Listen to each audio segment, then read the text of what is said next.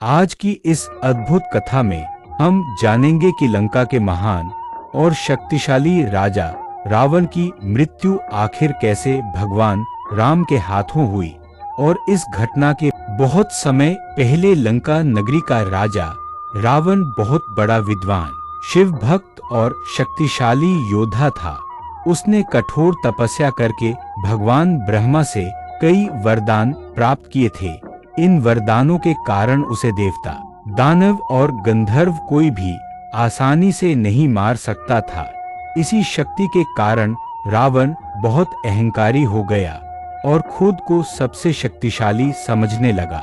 एक दिन उसके मन में अहंकार इतना बढ़ गया कि उसने सीता माता का हरण कर लिया और उन्हें लंका ले आया। यही वह घटना थी जिसने उसके अंत की शुरुआत कर दी। जब भगवान राम को यह पता चला तो उन्होंने सीता माता को राम ने वानर सेना के साथ मिलकर समुद्र पर पुल बनाया और लंका पर चढ़ाई कर दी। लंका में भयंकर युद्ध शुरू हुआ। यह युद्ध कई दिनों तक चला। रावण की सेना बहुत शक्तिशाली थी और उसके पास कई युद्ध के दौरान रावण के कई महान योद्धा जैसे कुंभकर्ण और मेघनाद मारे गए। इससे रावण बहुत क्रोधित हो गया। वह खुद युद्ध के मैदान में उतरा। रावण के पास 10 सिर और 20 भुजाएं थी, जिससे वह बहुत भयानक दिखता था। वह एक साथ कई अस्त्र चला सकता था।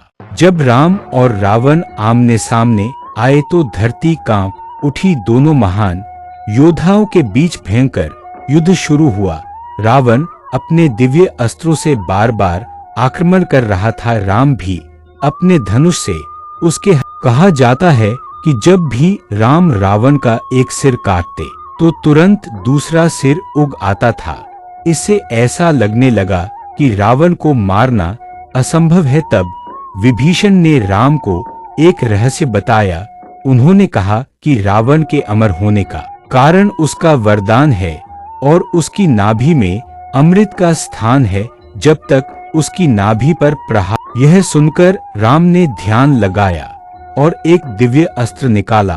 उन्होंने पूरी शक्ति और भक्ति के साथ वह अस्त्र रावण की नाभि की ओर चलाया। जैसे ही वह बाण रावण की नाभि में लगा, उसके शरीर की शक्ति धीरे धीरे खत्म होने लगी। रावण के 10 सिर झुक गए, उसका शरीर कमजोर हो गया और अंत में वह धरती पर गिर पड़ा। उसी क्षण लंका का महान राजा पराजित हो गया और उसका अंत हो गया। रावण की मृत्यु के बाद राम ने उसके प्रति सम्मान भी दिखाया। उन्होंने लक्ष्मण से कहा कि रावण बहुत बड़ा विद्वान था, इसलिए उसके पास जाकर ज्ञान लो। इससे यह सीख मिलती है कि चाहे शत्रु कितना भी बुरा क्यों ना हो, उसके गुणों का यह युद्ध केवल 2 व्यक्तियों का नहीं था, बल्कि यह अच्छाई और बुराई के बीच की लड़ाई थी। अंत में हमेशा धर्म और सत्य। इसी कारण हर साल दशहरा पर रावण का पुतला जलाया जाता है, ताकि लोगों को यह याद रहे कि चाहे कोई कितना भी शक्तिशाली क्यों ना हो, अगर वह गलत रास्ते पर चलेगा तो उसका अंत निश्चित है। यह थी रावण की मृत्यु की अद्भुत कहानी, जो हमें सिखाती है कि अहंकार मनुष्य का सबसे बड़ा दुश्मन होता है और धर्म के रास्ते पर चलने वाला हमेशा विजयी होता है।